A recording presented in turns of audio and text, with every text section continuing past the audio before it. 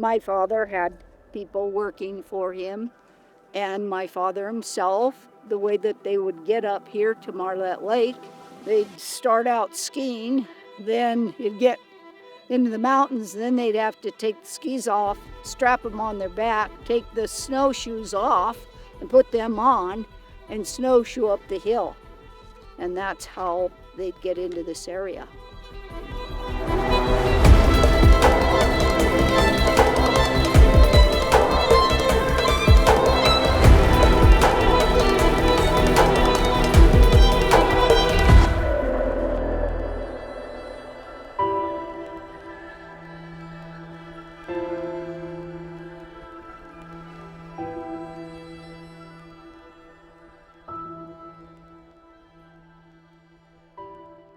I was born the son of a swashbuckler, winter 1967, January, very, very cold year.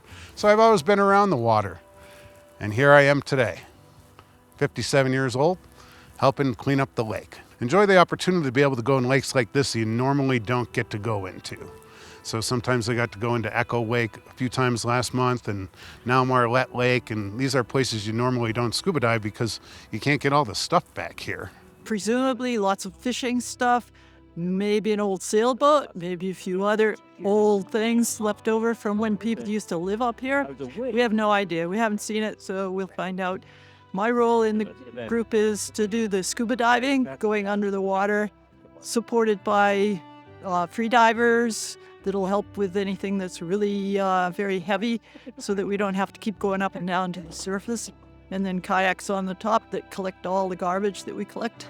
I couldn't be any more excited to be here at Marlette Lake. It's our first ever backcountry cleanup. We've got scuba divers, we've got snorkelers, we've got kayakers, we've got shore support, dogs, even the press have come back here to join us at our effort to clean up Marlette Lake. So this is in fact one of our first ever backcountry cleanups, and it's a pilot research project typical to what we do here at Clean Up the Lake.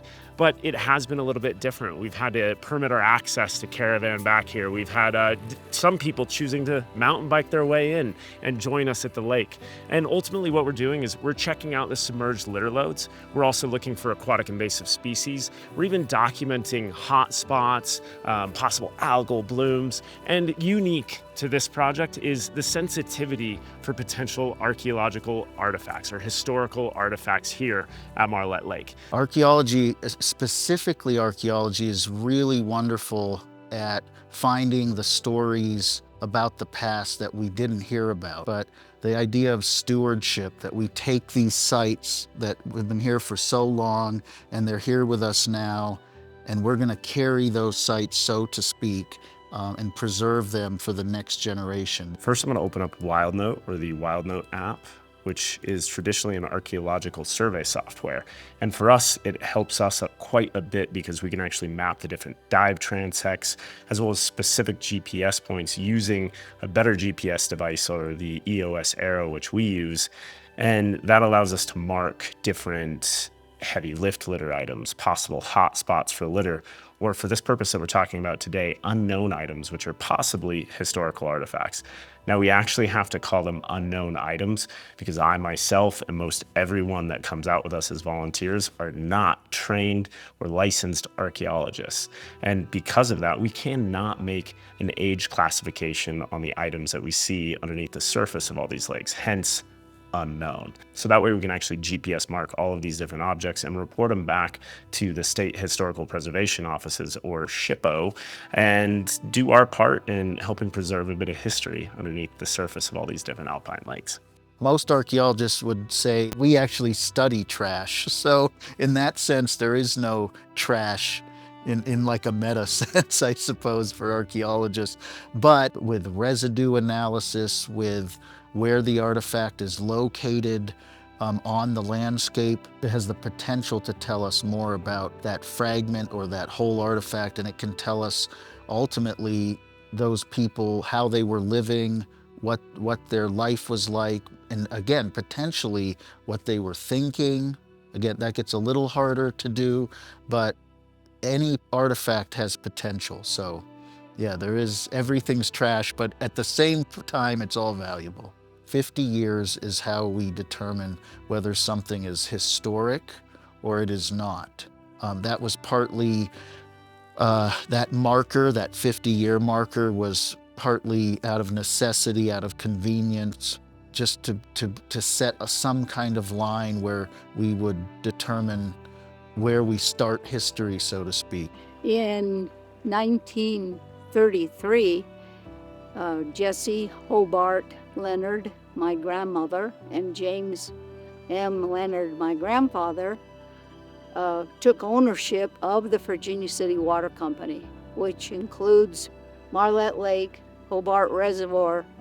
There's an inverted siphon where the water goes down into Washoe Valley and then up to Virginia City. The Marlette water system is very significant in American history. It's recognized by engineers as one of the most phenomenal feats of engineering in American history. It was a series, a whole network running all through the eastern side of the Tahoe Basin. Yeah, Marlette Lake, it's interesting because it has a lot of history. It was the water source and is the water source for Virginia City. But as part of Travel North Tahoe, Nevada's regional area, we do send a lot of our guests here. You know, you have to hike or bike here. There's no traffic unless you get the special permits like we did today to come in. But and as a staff, we spend a lot of time mountain biking up here as well. So you can connect to the Flume Trail, you can connect to the Backcountry from here as well. So we do spend as a staff a lot of time here, but we do send a lot of guests that are looking for that backcountry experience, whether on bikes or hiking or even to access the backcountry. One of the more interesting objects that we came across was actually this crate, this wooden crate. You could tell that it was nailed together using kind of knotty old wood. It definitely did not look modern whatsoever. And we know that in the vicinity of that area, there were cabins that were there back in the late 1800s. So, I mean, we are talking about 150 years ago. And this crate was actually closed. And so it was extremely interesting. You know, the divers kind of looked at it and they left it preserved and documented it with photo and video. And then we sent it back to the archaeologist to check out. And, you know, lo and behold, of course, the media got a bit crazy and excited about it. And so did the archaeologist, curious, you know, what it actually was and could have been. You can see the little hole on the side. It looks like something that they might have used to pick it up if needed. Definitely all sorts of knots on the top and kind of holes on the top, maybe purposely put there in order to lift it up. I'm not sure, I'm not an archaeologist, but then you can see the hole on the other side as well. So, you know, these could have been intentional, but it definitely just looks like the oldest pieces of wood used from a tree. Very interesting, definitely curious what's inside. And I know when they drain Marlette, people are watching it with close eyes in order to retrieve it before anyone else can touch it. So I think the biggest thing here is people need to, you know, leave things alone. And if they're unsure if it's a historical artifact, report it. You know, there could be other things in the area, and that's something that not everyone understands, that while one thing could look like a piece of trash, and often even archaeological artifacts are old, interesting trash, right? But we at times leave those in place, document them, report them to the authorities, get archaeologists out there, because one little piece of insignificant trash that could be 150 or 200 years old could be in the vicinity of other things. It is an archaeological site and might tell a story that a trained professional can actually look at, understand better than your average person, and help tell that story and preserve that for everyone else to enjoy at a later date.